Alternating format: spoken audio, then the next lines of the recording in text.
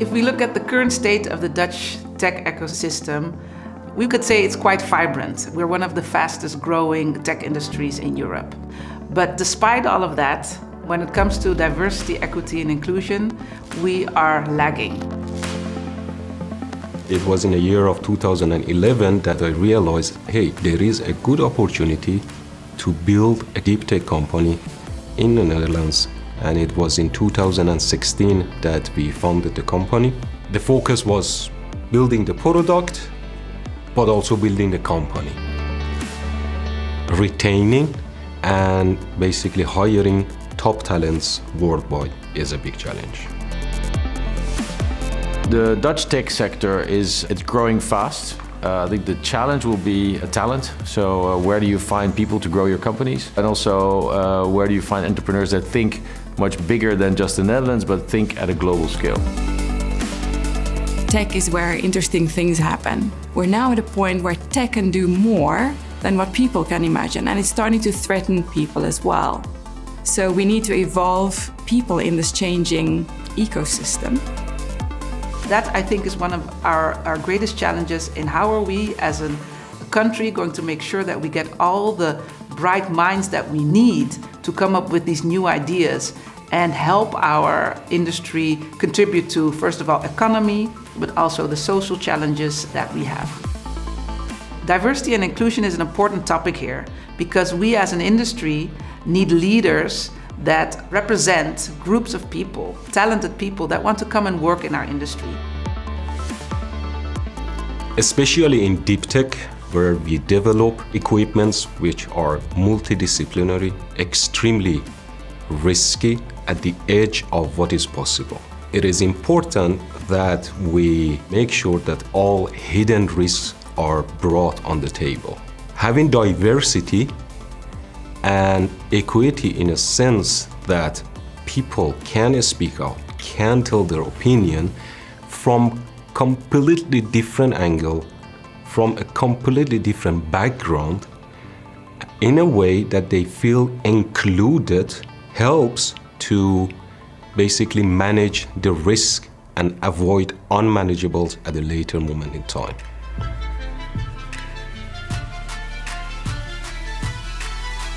I know that I have not always had that one role model or leader that I could build my confidence upon and that I could follow. I've always been the only one, been the only woman, been the only colored woman. Being an underrepresented, marginalized community, being queer, I don't have any role models to look to or anyone that can support me in this narrative to understand this landscape better. We've seen through research that role models are so super important. Understand our needs as queer folks, understand our needs as neurodiverse folks. Can be done, let's do it.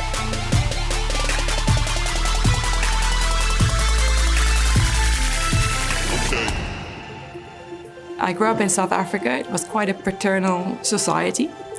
I have a sister, so we are two girls in the house, and I have my father to thank for always feeling that I could do anything and everything. And I had a rude wake-up call as I grew up in my career when I realized that there was more systemic biases at play. When I was very young in my career, 24 years old, I found a piece of paper on a printer that I shouldn't have found, which stated the salaries of my team. And I looked down this list. I was rated exceed and outstanding in terms of performance. I looked down this list and my salary was at the bottom. So I ran into I will never forget this, I ran into the partner's office with this piece of paper and said, "What is this?" And he said to me, "You never asked." So I assumed that there was equity in the system, and therefore I did not have to ask. And I have learned that that is a misnomer, and that there is still a way to go to change the system from within. So I believe that my role is as an advocate for others, as an ally, as a mentor, and also increasingly as a role model to show younger people that it can be done and that you can have a life and have a job and be a woman. So I think it's important to realize that when companies do DEI well, they are 70% more likely to capture new markets. Ethnically diverse teams are 35% more likely to outperform on profitability. These companies show a 19% higher innovation revenue, and they are 75% more likely to see ideas turn into products and services. DEI is a real business enabler. It's not a nice to have if you are in technology, it's a must have.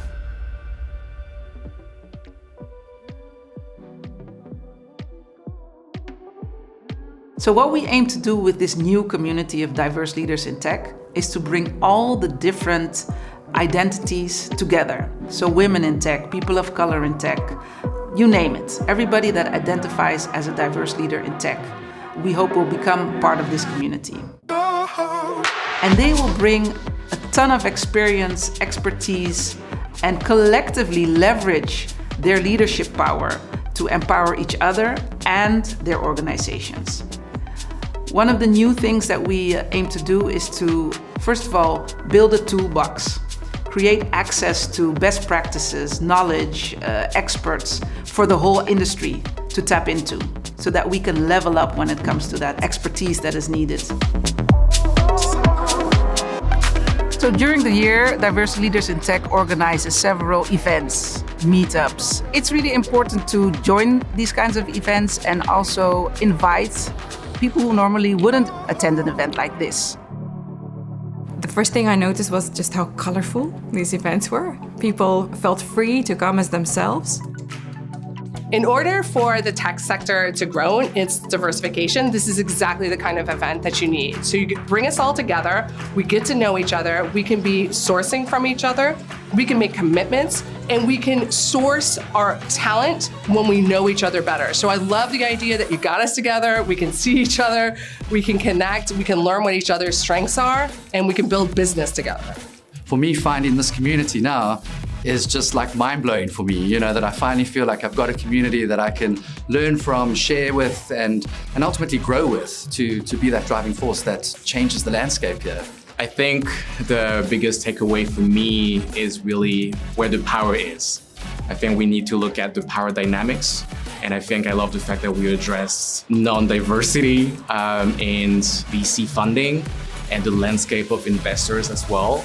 Definitely money and finance have a huge impact on which startup gets successful and moves to the next round. So I think I would love to see more diversity in that landscape of investors.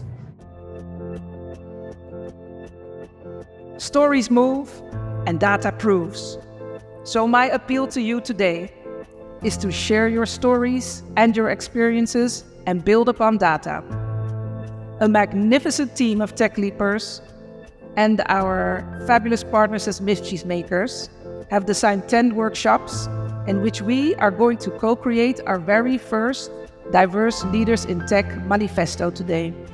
A North Star that is inspiring enough to grow our community and at the same time tangible enough to create real impact in our ecosystem.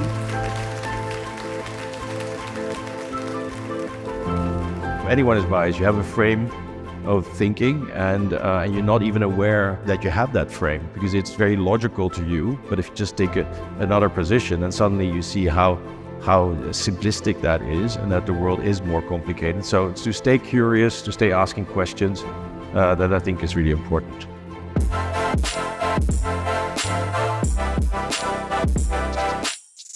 What really touched me at the kickoff is the energy, enthusiasm, and drive for all these different kinds of leaders with different backgrounds, different experiences, feeling that they belong together and that they are really eager on working together on topics that are important to them. After the first event that I attended from Tech Leap, I attended a different event a week later, and again I was looking around and I could count the women on one hand. So really the road that we still have to walk is still a long one.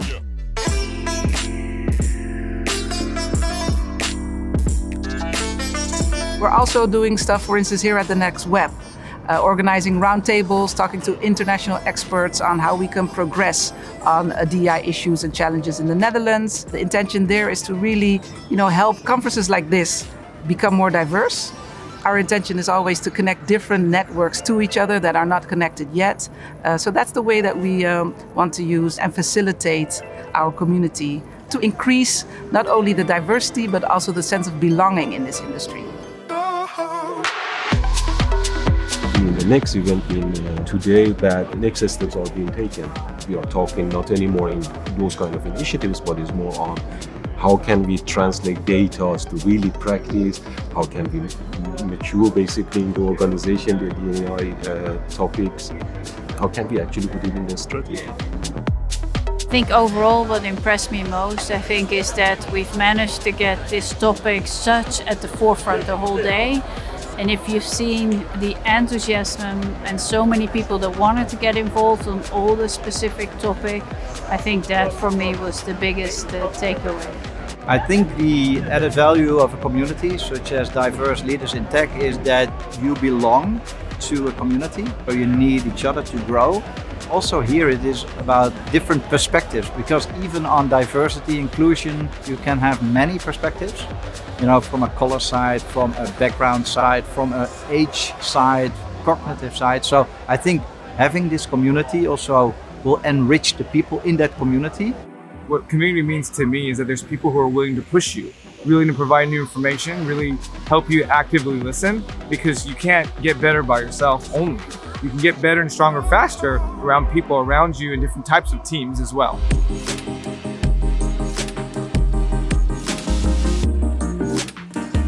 Ideally, in 5 years of time, and tech sector should look much more inclusive. I think to change suddenly is probably a mission impossible. However, I think it's really important to have the mindset changed. So that is including, you know, the top level, sub-top level, the people on the work floor, to understand that we have to include more of the society into our data design, into our AI design, into our workforce. Right now, I feel we're still very much focused on gender diversity. And I really hope in 5 years from now that we also see really more other types of diversity, and that we're also more vocal about it. Also the things that are not seen, that they are more visible, and that people feel trust to actually talk about it and speak up about maybe some less visible types of diversity. I think at the moment, particularly within the Netherlands, we really need to make progress on expanding our capture of demographic data. We really focus at the moment on gender and age, and if we do that, we're missing a whole different range of personalities, identities and backgrounds. So it's really important to us to start thinking about how do we capture ethnicity, disability, health status, what languages do you speak at home, what's your socioeconomic background, so that we can really look then at intersectional identities and what that means and how people experience the workplace, so that we can create equitable policies to give everybody the chance to access an amazing career. So I don't know exactly where technology is going to be in 10 years, but I want the people to be at the driving seat building that, a more diverse slate of our communities and societies than it is today. And I'm encouraged to believe that that will be more of the case than we are now in the future in 10 years' time. These diversity leader and tech events are really helpful to larger companies who still rely on these older networks perhaps.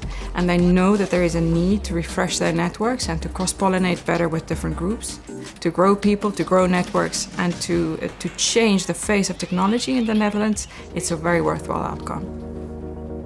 For me, honestly, it brought a lot of awareness, also act as a mirror that I became more familiar with my unconscious bias in these topics, and that's already an impact for me.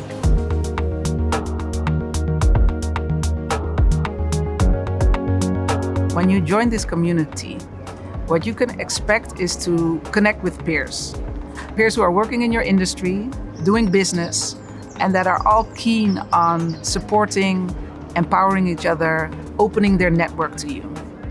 You could also expect a team that is there to facilitate you as a leader to bring tools, best practices, ideas, but also people that can help you progress DEI in your company as well. So we really want to create an empowered community of diverse leaders where people from all kinds of backgrounds find that they find a kind of a common spirit where they can learn, but also can be a pool for executives in the tech sector.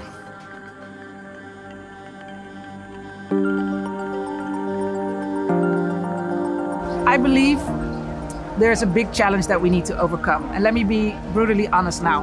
I think we're all aware of the importance of DEI. I think we also secretly know what needs to be done.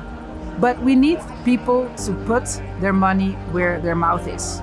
DEI will not progress without people, without resources, without investing. I think the call to action is, if you're talking about it, are you also walking your talk? I think any thriving tech sector or entrepreneurial community, ecosystem, or whatever you call it, needs to be very open for all kinds of talent. The biggest eye-opener for me from attending the events and being part of the Diverse Leaders in Tech community is just how many communities feel isolated. I definitely had eye for racial discrimination, but I've really had my eyes open in terms of neurodiversity and many other groups, bi and trans groups, that don't feel safe either. For me, it's been a challenge to widen my own net of allyship and sponsorship towards others. Such a community would bring awareness, and over time, while we continue having this awareness, it will radiate to other shells of the society, of the industries as well. TechLeap took the initiative to kickstart this community.